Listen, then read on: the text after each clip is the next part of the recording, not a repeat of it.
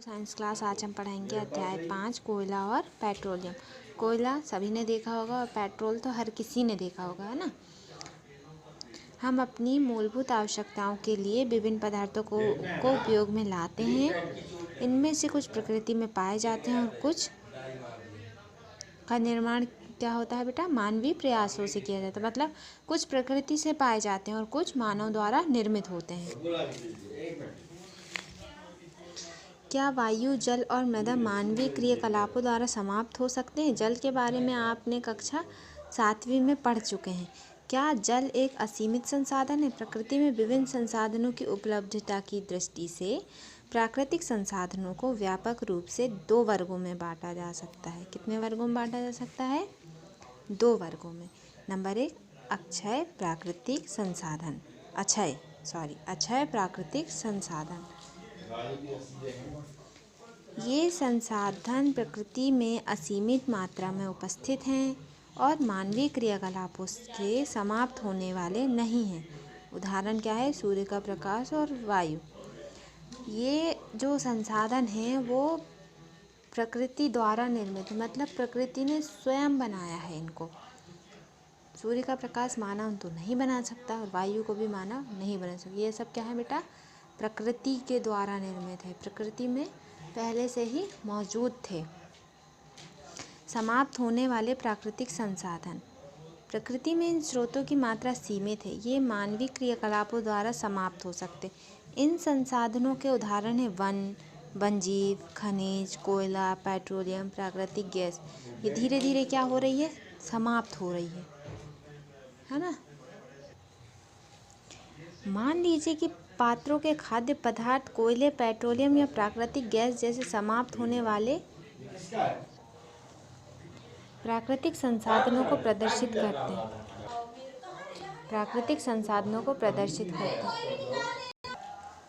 प्रत्येक समूह का उपयोग प्रतिरूप भिन्न हो सकता है। क्या किसी समूह की पहली पीढ़ी बहुत अधिक लालची है? हो सकता है कि कुछ समूह में पहली पीढ़ी आने वाली पीढ़ी के लिए प्राकृतिक संसाधनों की उपलब्धता के विषय में चिंतित है।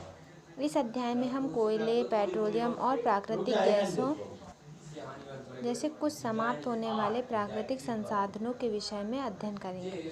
इनका निर्माण सजीव प्राणियों के मृत अवशेषों से होता है, अतः इन्हें क्या कहते हैं बेटा? जीवाश्म ईंधन कहते हैं। कोयला, फिर आता है क्या? कोयला। आपने कोयला देखा होगा या इसके बारे में सुना होगा। यह पत्थर जैसा कठोर और काले रंग का होता है। कोयला क्या होता है? पत्थर जैसा कठोर होता है और काले रंग का होता है। खाना पकाने हेतु उपयोग आने वाले ईंधनों में कोयला एक है। पहले इसका उपयोग रेल इंजनों को चलाने के लिए भाप बनाने में होता था। इसका उपयोग तापीय शक्ति संयंत्रों में विद्युत उत्पन्न करने हेतु भी किया जाता है। कोयले का उपयोग विभिन्न उद्योगों में ईंधन के रूप में भी किया जाता है। लगभग 300 मिलियन वर्ष पूर्व पृथ्वी पर निचले जलीय क्षेत्रों में घने वन थे। बाढ़ जैसे प्राकृतिक प्रक्रम के कारण ये वन मृदा के नीचे दब गए। उनके ऊपर प्राकृतिक मृदा जम जाने के कारण वे संपीड़ित हो गए। जैसे जैसे वे गहरे होते गए उनका ताप भी बढ़ता गया। उच्च दाब और उच्च ताप पर पृथ्वी के भीतर मृत पेड़ पौधे धीरे धीरे कोयले में परिवर्तित हो गए।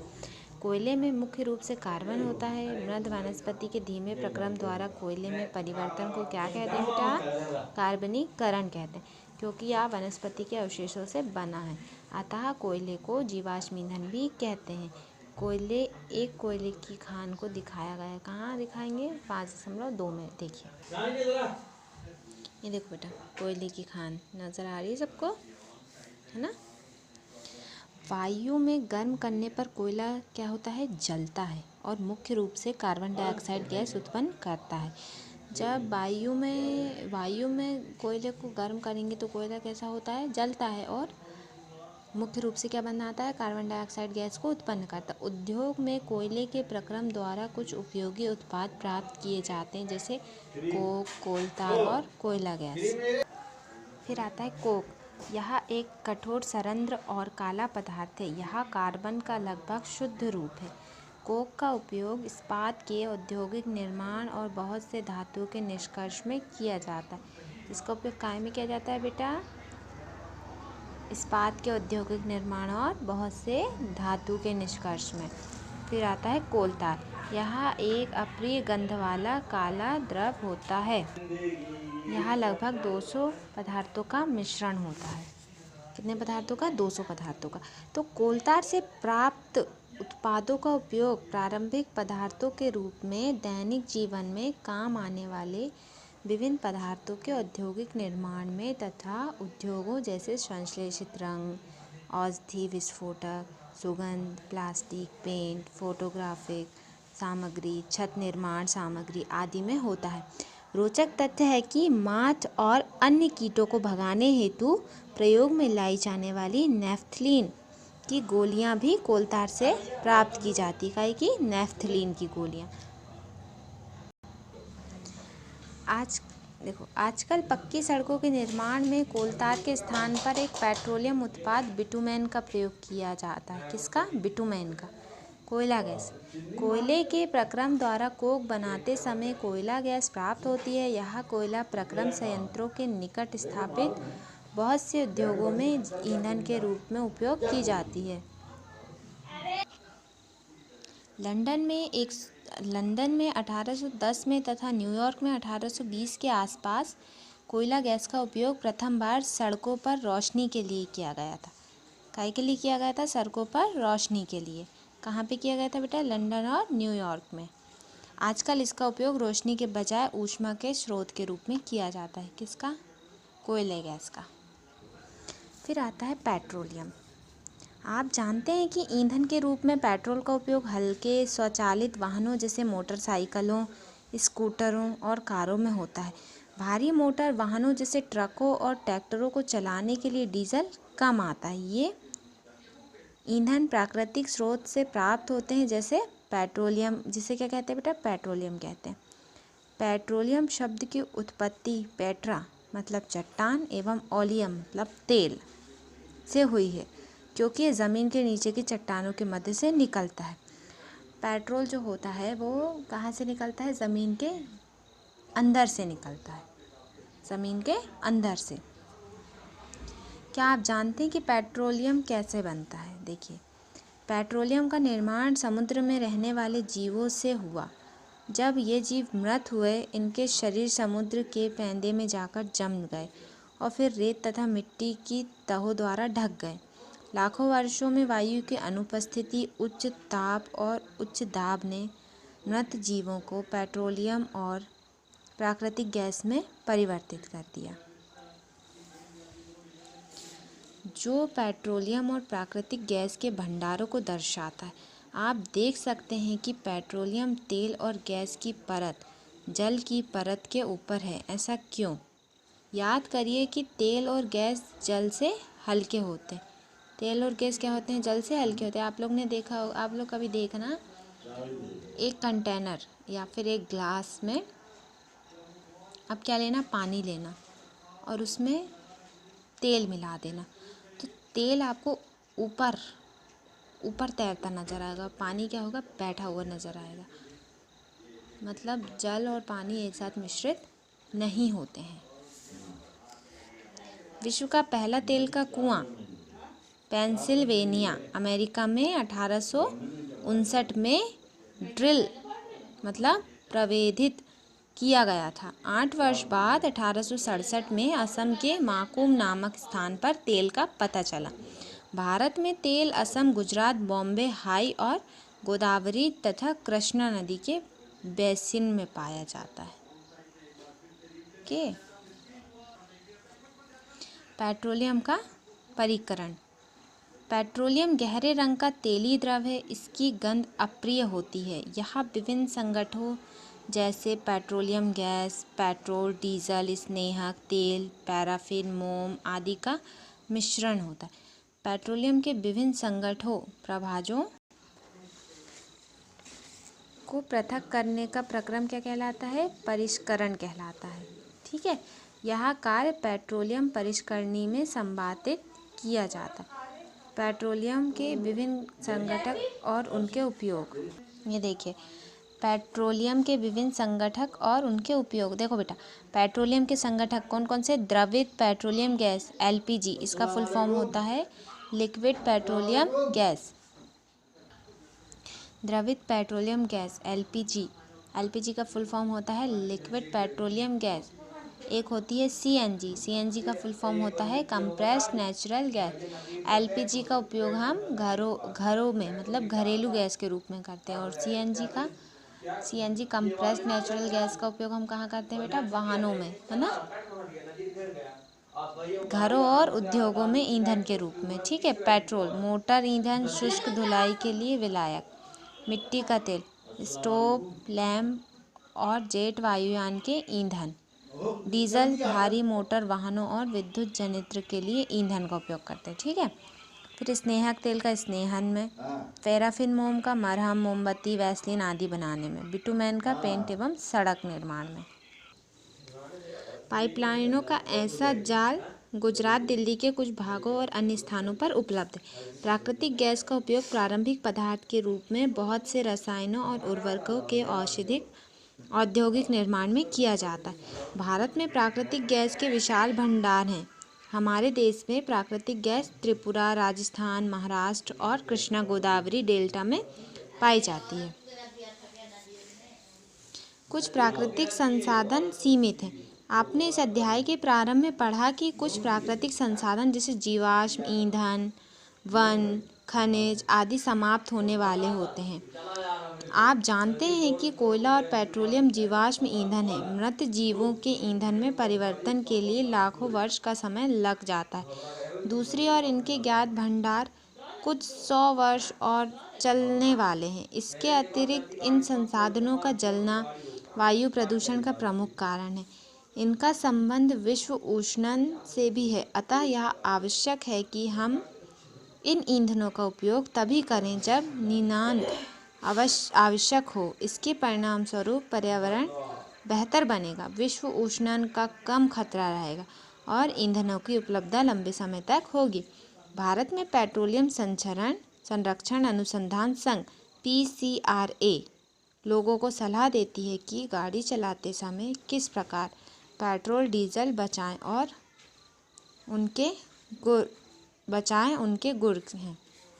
गुण हैं इनके। देखो, जहाँ तक संभव हो गाड़ी समान और मध्यम गति में चलाइए। इससे दो चीज़ें हैं होंगी बेटा। अगर आप गाड़ी को धीरे चलाएं, है ना, तो उससे बहुत कम मतलब एक्सीडेंट होंगे, ऐसा वैसा। ठीक है। तो यातायात लाइटों पर अथवा जहां आपको प्रतीक्षा करनी हो गाड़ी का इंजन बंद कर दें। जहां ज़रूरत नहीं हो वहां पे अपना गाड़ी का इंजन बंद कर देना चाहिए। टायरों का दाब सही रखिए और गाड़ी का नियमित रखरखाव सुनिश्चित कीजिए। गाड़ी को भी साफ़ सुथरी रखना चाहिए, हमेशा उसकी सर्विसिंग कराना चाहिए, तभी तो पता चलेगा कि गाड़ी हमारी ठीक है कि नहीं है। देखो बच्चों, यहाँ तो आपका चैप्टर हो गया क्लोज, लेकिन हम कुछ ऐसी बातें बताना चाहते हैं आप लोगों को, तो आप लोग ध्यान से सुनिए। बेटा, विज्ञान जो होता है ना, उसको रटा नहीं जाता, बल्कि क्या किया जाता है, समझा जाता है। विज्ञान को रटेंगे, पेपर तक याद रहेगा, उसके बाद भूल जाएंगे, लेकिन समझने से लाइफ टाइम के लिए हो जाता है। विज्ञान वो है जिसे हम प्रैक्टिकली समझते हैं। विज्ञान को जब तक हम प्रैक्टिकल नहीं करेंगे तो हम उसको समझ नहीं पाएंगे। कहने का मतलब ये है कि अगर आप याद करते हो तो फिर आप उसको एक हफ्ते में भूल जाओगे, लेकिन अगर उसी चीज़ को आप समझोगे, उसी चीज़ को सोचोगे कि ऐसा क्यों हो रहा है, ऐसे सोच कर पढ़ोगे तो आपके दिमाग में हमेशा रहेगा। और फिर विज्ञान को जितना सोचो उतना ही काम है ना। तो उससे बहुत सी चीज़ें समझ आती हैं कि ऐसा करने से ऐसा होता है। देखिए, ये है कि विज्ञान को हमेशा समझ के पढ़ना चाहिए, रट के नहीं पढ़ना चाहिए। ठीक है बेटा, आज की क्लास अपनी यहीं पर ख़त्म हुई। और कुछ चीज़ें हैं जिनको आप हमेशा याद रख सकते हैं, जो कि हम आपको बताते हैं। ये तो आपको 9, 10, 11, 12 मतलब हमेशा काम देगा। ऐसा कुछ हम ऑब्जेक्टिव टाइप क्वेश्चन आप लोग को बताते हैं, जो आपको 9, 10, 11, 12 मतलब आप जितनी भी बड़ी क्लासों में चल रहे हैं सब में काम आएगा आपको। ठीक है। तो हम आपको क्वेश्चन बताते हैं। देखिए, मनुष्य के शरीर में हृदय को एक बार धड़कने में कितना समय लगता है बेटा? 0.8 सेकेंड। ठीक है। और मनुष्य का हृदय 1 मिनट में कितनी बार धड़कता है? 72 बार। ये दोनों अलग अलग चीज़ें हैं। ठीक। मनुष्य के हृदय में मनुष्य का हृदय जो होता है वो 1 मिनट में कितने बार धड़कता है? 72 बार धड़कता है। कितने बार धड़कता है? 72 बार। अब ऐसा आया आपको कि किस विटामिन को हार्मोन भी कहा जाता है, तो आप क्या लिखेंगे? विटामिन डी को हार्मोन भी कहा जाता है। इसको बेटा सनशाइन भी कहते हैं, क्योंकि ये हमें सन से प्राप्त होता है। सन से जो अल्ट्रावायलेट किरणें आती हैं वो क्या होता है? हार्मोन्स में कन्वर्ट हो जाता है ना। इसलिए इसको क्या कहते हैं? हार्मोन्स कहते हैं। इसका वैज्ञानिक नाम है कैल्सीफेरॉल, ये याद रखना। विटामिन डी का वैज्ञानिक नाम है कैल्सीफेरॉल। ठीक है। फिर इसके बाद आएगा कि मानव मस्तिष्क में बुद्धि का केंद्र क्या होता है? मानव मस्तिष्क में बुद्धि का जो केंद्र होता है वो होता है सेरेब्रम, है ना। और फिर सेरेब्रम होता है। और पीयूष ग्रंथि कहाँ होती है? मस्तिष्क में, है ना। और मस्तिष्क का वजन कितना होता है? 1300 से 1400 ग्राम। अगर क्वेश्चन आया कि मस्तिष्क का वज़न कितना होता है तो आप लिखोगे 1300 से 1400 ग्राम। अगर आपको ऑब्जेक्टिव में आया कि 1300, 1800, 1500, 1900, तो आपको क्या लिखना है? 1300। ठीक है। मानव के जीवन में कितने दांत 2 बार विकसित होते हैं? जो हमारा जीवन होता है उसमें हमारे जीवन में कितने दांत, मतलब कितने दांत हैं जो 2 बार विकसित होते हैं? तो बेटा 20 दांत हैं। कितने दांत हैं? 20, है ना। मानव में कितने प्रकार के दांत होते हैं? अब हम तो इंसान हैं तो हम में कितने प्रकार के दांत होंगे? 4 प्रकार के। मानव शरीर का रक्त बैंक किसे कहते हैं? ये आता है, ये क्वेश्चन है, हर क्लास में काम आएगा। तो प्लीहा, जिसको स्प्लीन भी कहते हैं, है ना। फिर मानव शरीर में लाल रक्त का निर्माण कहाँ होता है? ये क्वेश्चन देखो, मानव शरीर में लाल रक्त का निर्माण कहाँ होता है? अस्थि मज्जा में। अस्थि मज्जा को आरबीसी भी कहते हैं। अब आरबीसी, किसी ने पूछ लिया आपसे कि भाई आरबीसी का फुल फॉर्म बताओ, अब पूछ ही लेते हैं ना कि आरबीसी का फुल फॉर्म बताओ। तो देखो बहुत इजी है, बहुत सिंपल है। आर मतलब होता है रेड, बी मतलब होता है ब्लड, और सी मतलब होता है सेल। आरबीसी मतलब रेड ब्लड सेल। इसका अपन हिंदी में ट्रांसलेट करेंगे तो रेड मतलब लाल, ब्लड मतलब रक्त, और सेल मतलब होता है कणिका, है ना। सेल मतलब होता है कणिका। तो आरबीसी मतलब है रेड ब्लड सेल, जिसको हिंदी में कहते हैं लाल रक्त कणिका। ये तो हो गया। अब वो पूछेगा, अगर कभी पूछ लिया कि भाई आरबीसी का जीवन काल कितने दिन का होता है, अब ऑब्जेक्टिव आया कि आरबीसी का जीवन काल कितने दिन का होता है, तो ऑब्जेक्टिव में दे दिया उन्हें 120, 130, 140, 150। क्या आएगा इसमें? 120 दिन का। फिर आरबीसी का निर्माण कहाँ होता है? आरबीसी का निर्माण अस्थि मज्जा में होता है। अस्थि मज्जा को क्या कहते हैं? अस्थि मज्जा को बोन मैरो भी कहते हैं। क्या कहते हैं? अस्थि मज्जा को बोन मैरो। अब पूछ लिया उनने, ये तो कॉमन सेंस वाली बात है, ये तो पता होनी ही चाहिए कि मानव शरीर में सबसे लंबी हड्डी कौन सी है? बताइए। अपना जो शरीर है उसमें सबसे लंबी हड्डी कौन सी है? फीमर। फीमर मतलब जांघों की हड्डी को कहते हैं फीमर हड्डी।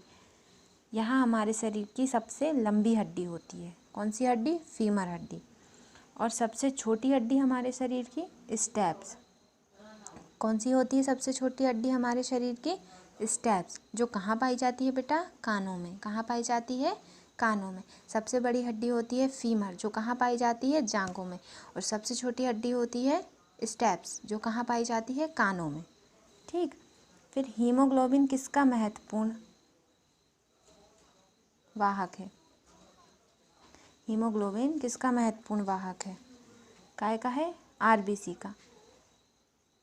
फिर अगर किसी ने पूछा कि हमारे खून का रंग लाल क्यों होता है, क्यों होता है? हीमोग्लोबिन के कारण।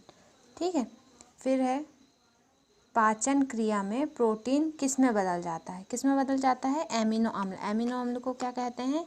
Amino acid. फिर है कि मनुष्य के रक्त में कौन सा धातु पाया जाता है? कौन सा धातु पाया जाता है? लोहा।